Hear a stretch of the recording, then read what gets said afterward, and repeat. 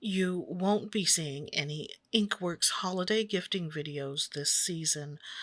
Yeah, boo. I know, I like those too. But there are a couple of reasons for that. One, there are plenty of other channels more qualified than this one that have got that covered, and they do a fine job of it. And two, I simply didn't plan for it, and throwing one together last minute, well, it wouldn't have done justice to the subject. It could so easily devolve into a here's my wish list, hint, hint, wink, wink sort of thing. At the same time, I do have suggestions for either yourself or gifting to others. So this is more of a these are things I really like and maybe you will too video.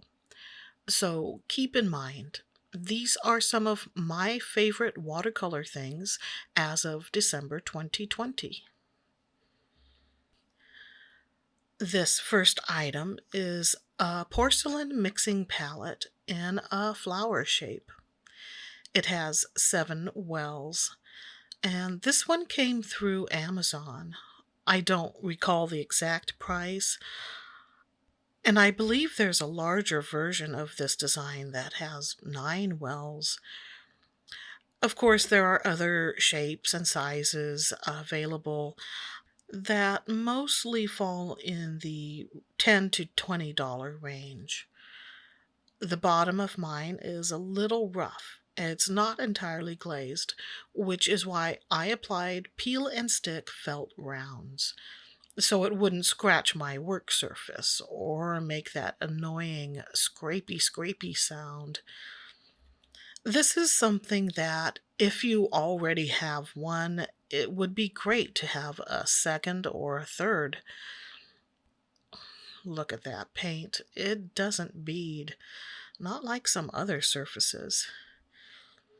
Maybe I'm weird, but I think they're so pretty when there are dried color mixes in there from days ago. Yeah, I don't normally clean it out right away, in the hopes that I can use it up on the next project, which is why multiples would be good. Less chance of having to dispose of leftover paint. Here is my watercolor journal slash sketchbook. This one is from the B Paper Company. It's 5.5 by 8 inches, cold press, and 100% cotton. As a watercolorist, paper is what I go through the most. The paints get all the attention because of their star power, but papers are the less flashy component. They're the cake under all the frosting and sprinkles. The journal or sketchbook is where you can practice, experiment, doodle, and have fun without the guilt of dipping into the paper stash. And when I say the paper stash, hopefully you can hear the all caps. No, it's not necessary for it to be cotton, but boy, it's nice when it is. This particular one has perforated sheets and vellum at both the front and back. I also like that it's hardcover and spiral bound. I couldn't get myself to use up the last sheet. I started this one in January of 2019 and I've yet to get another, so I'm dragging my feet finishing it. Now, I know these B products have been difficult to find at times, but other options are the Winsor & Newton Professional Journal and the Strathmore 500 Travel Journal. Both are 100% cotton and come in 5 by 8 or thereabouts. I think they have other sizes too. I haven't personally tried them, but I've heard good things. All right, brochures. Usually they're free to grab at art stores. It's not always easy to get to one, and as far as I know, craft chains like Michael's don't have these available for customers. So I make a point when I'm in a place like Artist and Craftsman Supply to look for free pamphlets. They come in handy. Yeah, the same information can be found on the internet, but as great as that is, it's not always more convenient. Sometimes it's just quicker to pull out my brochures. Plus, I've marked these up to keep track of what I have and what I still want to get. At one point, I did have a brochure from Sennelier, but it's disappeared on me. Darn it. I really liked that one. Not that it was particularly special. It had the usual color chart and such, but okay, I just like to picture myself in Paris munching on beignets while splattering paint all over my fourth floor live-in studio. You know, as one does. Because Sennelier is French. So, yeah, I really miss that brochure. Plus, their website confuses me. I'm a big fan of the full pan, also called whole pans. They are twice the size of half pans, and I'm not sure if it's due to declining coordination on my part, but when working with half pans, I sometimes miss with my brush and end up in the wrong color. Or if I'm using a larger brush, multiple colors. Some empty palettes will come with pans, but I find it's good to have extras on hand because we purchase tubes here and there. So we ordered a bag of 50. Overkill? Perhaps, but it was inexpensive and it gives me the option of creating themed palettes or sharing my paints. That, by the way, is a Kuretake pan from their Starry Colors set, but it's the same pan as in their Gonzai Tombi set. I kinda wish you could buy those pans empty too. That would be cool. No chance of missing the sepia there. Back to full pans. They will fit in those hinged tin palettes. The 24 half pan palette will hold 12 full pans, and the 48 half pan tin will hold 24 full pans. I was able to fit extras in mine, giving me 14 and 28 in my palettes. These are Faber-Castell PITT Artist Pens. It's permanent ink in black, and they came as a set. They work great. I enjoy using them, no complaints. But what I really like about these are the brush tips. There are two of them. One is labeled B for brush, and the other is SB for soft brush. And I think I prefer the soft brush over the brush. I would like to get these pens in sepia, and I think they come in other colors too. If you haven't tried a brush tip pen like this, I recommend it. It's nice. On a lot of my pieces, I'll do line work, sometimes with fine liners, other times with a detail brush and India ink. But instead of doing it that way, I can use these instead. It's not as fine, but if you're going for a broader line, these work great. So there's the soft brush, the soft calligraphy, and the 1.5 bullet. So far, I've had good experiences with Faber-Castell.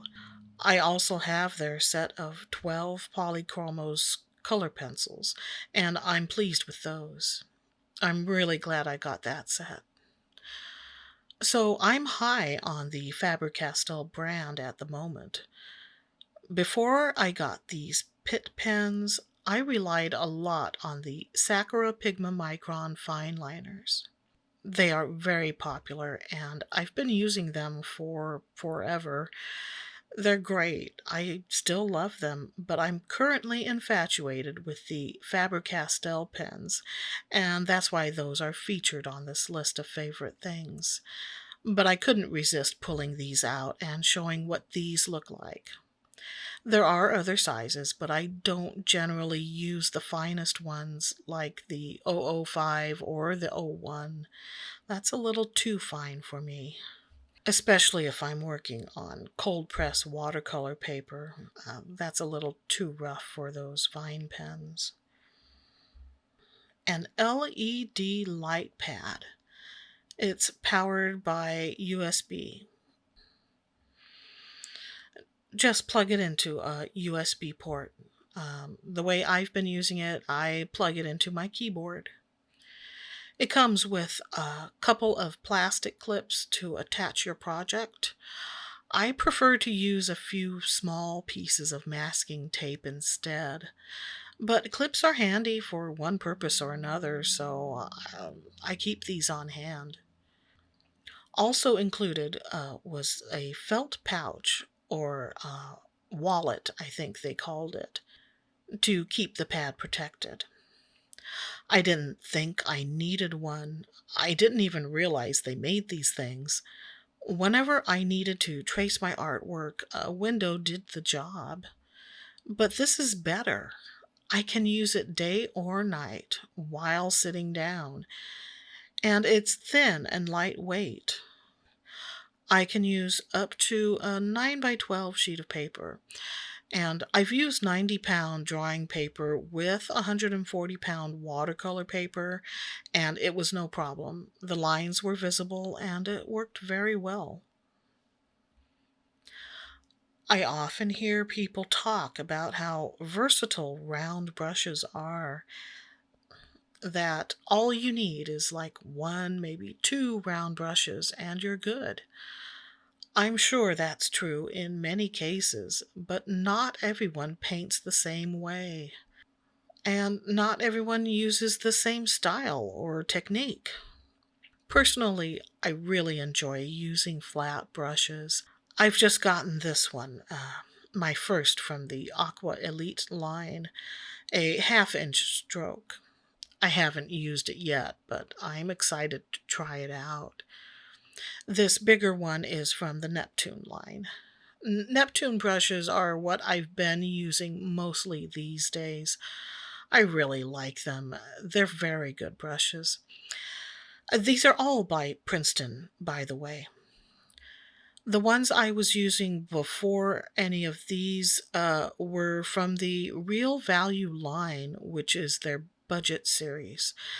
I think they only come as sets. Very inexpensive, but serviceable. And that was my first set of decent brushes, and those two flats were included.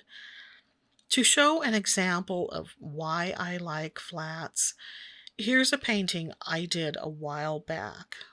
Some of the detailing was done with rounds, but much of the painting was done with those two Real Value flats, the 3/4 inch and the 1/2 inch.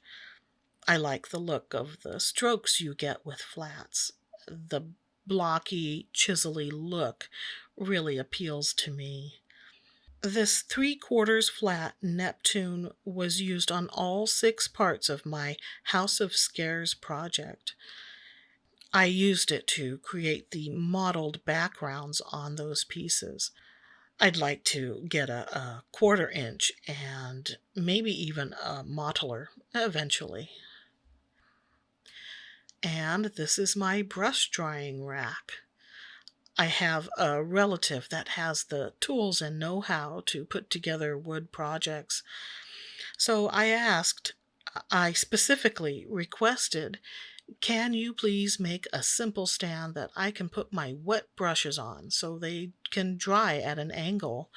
And he did. So this is my rack. I don't use it for every project. If I've only used a couple of brushes, I'll just set them on my towel to dry. But if I've used a bunch of brushes, or after I've given them all a thorough cleansing, then I'll fill up this rack. Because, well, I'd heard a downward angle is better to keep your brushes in good shape. Apparently, upright while wet is a no-no, since water can collect in the ferrule. That's the metal part, and damage the adhesive that holds things together.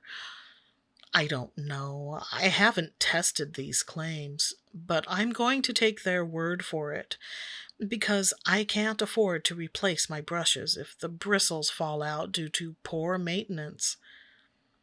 Now, I've seen other designs that involved clamps, foam, and even pool noodles, but I figured simple was the way to go, and the system works for me.